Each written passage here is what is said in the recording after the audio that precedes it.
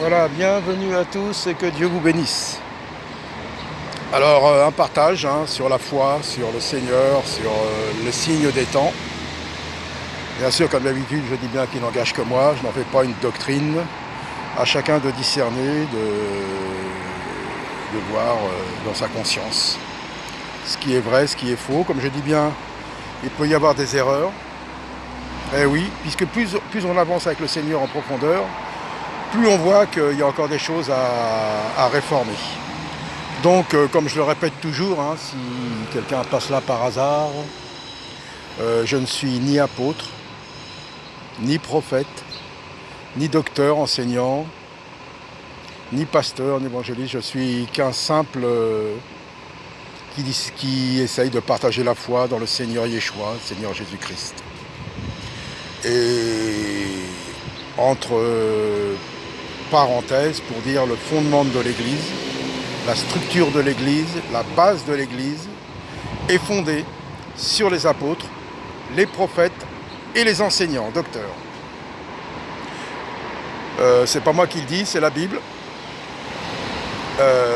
Donc s'il y en a qui sont pasteurs, eh ben le pasteur, selon le système protestant évangélique, eh ben, est une hérésie.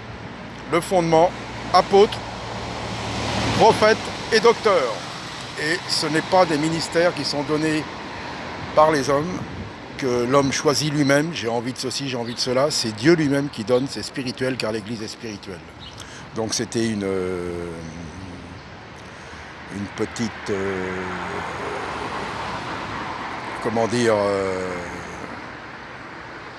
clarification, quoi, voilà. Donc vous pouvez chercher, pasteur n'est qu'une seule fois, et encore certains disent que ça a été rajouté, que normalement ça n'était pas, mais bon, à vérifier. Comme je dis bien toujours, à vérifier, à sonder. Donc voilà, mais bon, voilà. Donc voilà, les signes des temps, nous sommes vraiment, de toute façon c'est une roue, les choses viennent, repartent, nous sommes à un moment, virus, révolte, famine, tout ça, bon, j'en parle tout le temps. En ce moment, nous voyons révolte aux États-Unis par rapport à ce qui s'est passé. Un policier blanc a tué un homme noir aux États-Unis.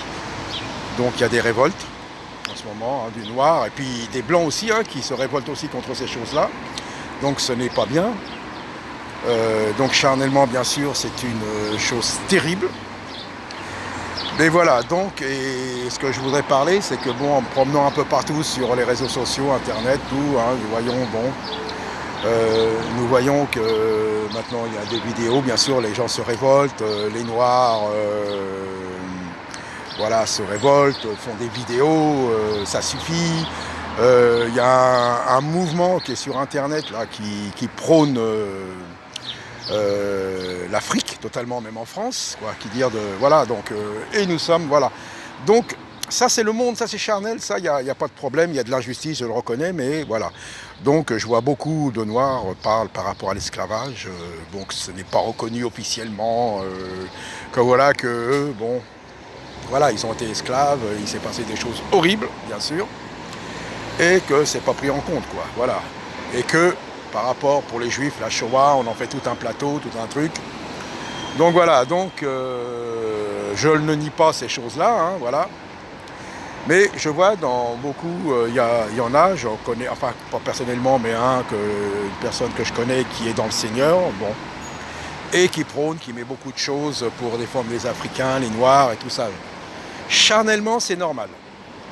Mais spirituellement, je dis bien, il n'y a plus ni juif, ni grec, ni blanc, ni noir. Donc voilà, spirituellement, je dis bien. Parce que bon, on dit bien l'esclavage. Oui, il y a eu l'esclavage, je le reconnais. Je dis bien charnellement, il y a eu l'esclavage. Je le reconnais, ceux qui ne sont pas bien, il y en a encore. Et beaucoup de choses, beaucoup de personnes sont encore esclaves. Il y a des esclaves sexuels, il y a tout un... L'homme veut dominer sur son concitoyen, quoi. Il n'y a pas de problème, mais voilà, ce que je voudrais dire, c'est que bien sûr, il y a l'esclavage, mais Jésus est venu déjà nous libérer de l'esclavage du péché. Car l'homme est esclave du péché. nous étions tous esclaves du péché. Et qu'on soit blanc, qu'on soit noir, qu'on soit jaune, qu'on soit africain, qu'on soit chinois, qu'on soit juif, qu'on soit européen, qu'on soit arabe et autres, tous les hommes à la base sont esclaves du péché. C'est marqué dans la Bible. Donc je ne vous dirai pas les passages, moi je prêche comme ça vient comme ça. Vous pouvez vérifier. Et Jésus, qu'est-ce qu'il est venu nous libérer de l'esclavage du péché. Et le péché, c'est quoi? Le péché, alors bien sûr, il y en a, on nous prêche dans les églises évangéliques, c'est rater le but. C'est manquer le but, ouais, d'accord, je veux bien, c'est en haut, mais l'esclavage du péché, c'est la désobéissance à la loi de Dieu, à la parole de Dieu. C'est ça. C'est ça le péché, quand tu ne tueras pas, tu ne voleras pas, tu ne coucheras pas avec un homme qu'on couche avec une femme, ni avec des animaux, et ainsi de suite. Et nous voyons, le monde en ce moment est en train de mettre toutes ces choses-là en évidence, quoi.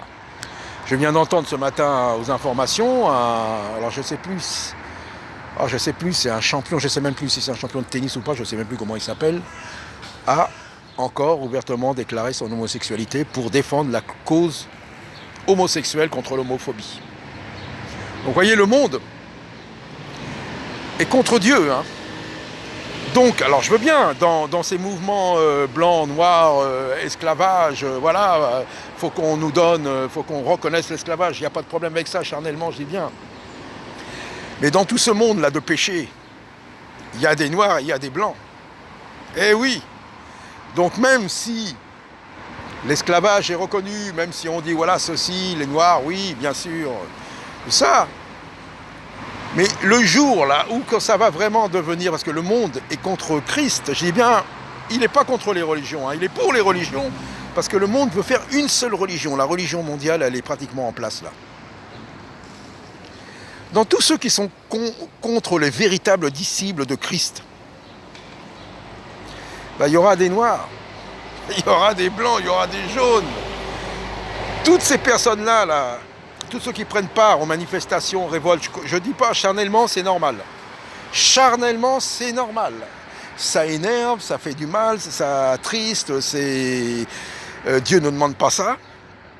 Mais le jour où ils vont tous se mettre contre les véritables disciples de Christ, je dis bien, il y aura des juifs, il y aura des Africains, des Antillais, des Chinois, des musulmans, des religieux de toutes parts, de toutes sortes, partout, contre les disciples de Christ.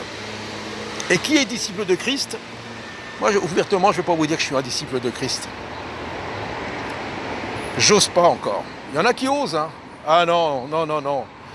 Le disciple doit être accompli encore. Moi, il y a encore des choses, voilà. Eh oui, je le dis ouvertement. Et je prêche. Je prêche pour moi aussi. Vous voyez ce que je veux dire en ce moment, là, c'est des révoltes aux États-Unis. Jésus, il a dit, il y aura des révoltes, des guerres. Et attention, je voudrais lancer aux frères noirs, ne vous laissez pas berner et piéger par l'ennemi, par le diable. Parce que qu'est-ce que fait le diable? Il divise pour mieux régner. Il va arriver avec, soi-disant, une cause juste, qui est juste, oui, charnellement. Mais après, vous allez vous retrouver, et vous vous retrouvez, même si vous participez à ces choses-là, avec des inconvertis, avec des satanistes, avec des gens qui ne veulent pas de Jésus, qui ne reconnaissent pas Jésus, qui en ont rien à faire. Vous voyez ce que je veux dire? Après, chacun est libre, je ne donne pas un conseil, c'est simplement un constat. Vous voyez, parce que je vois beaucoup,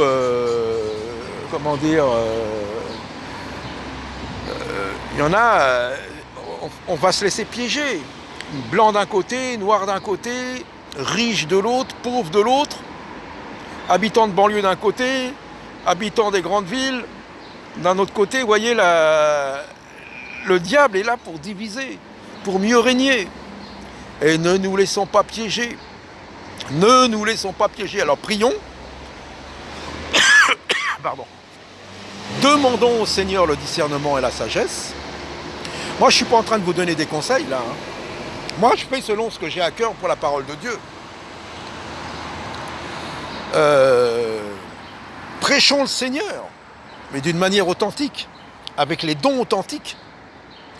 pas charnellement, moi si je suis charnel, j'ai pas envie de parler du Seigneur. Hein. Donc voilà, c'est ce que je voulais simplement vous partager dans la simplicité. Bien sûr, ça part peut-être un petit peu dans tous les sens, mais vous voyez un peu le but parce que je vois.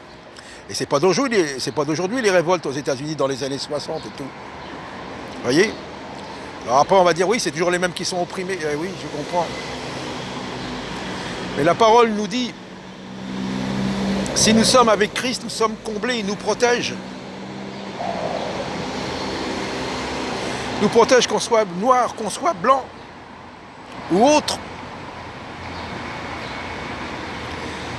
Alors, si le Seigneur permet pour ces choses-là de dénoncer, je dis bien de dénoncer au nom du Seigneur Jésus-Christ, l'esclavage charnel, oui. Mais après, de participer avec des gens qui veulent mettre des émeutes et qui veulent voilà, tout casser avec un prétexte, non. Mais si le Seigneur vous inspire de dénoncer ces choses qui se font, et beaucoup, bien sûr, je reconnais aux États-Unis, vous avez les suprématistes blancs qui se disent chrétiens. Vous voyez?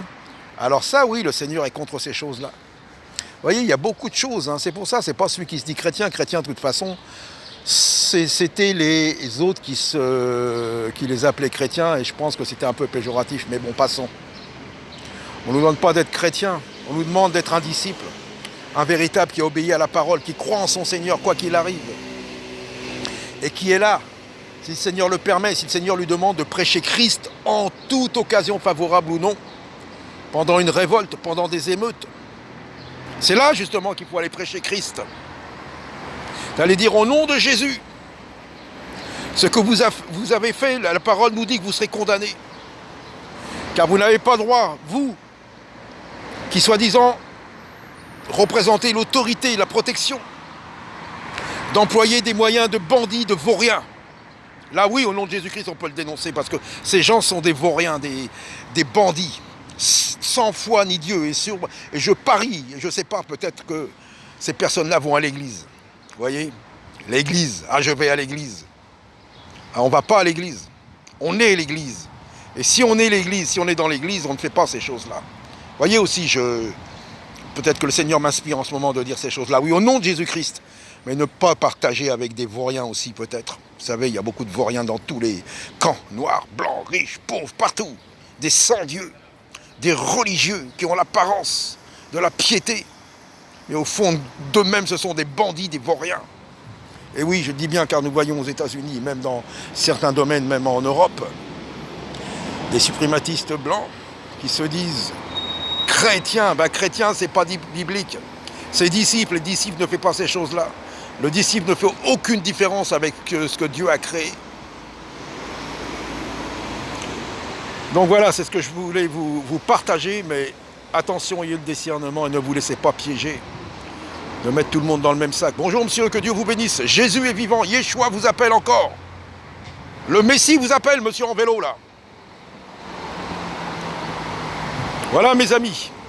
En tout cas, gardons la foi et soyons authentiques. Au nom de Yeshua, de Jésus-Christ. À bientôt. Que Dieu vous bénisse.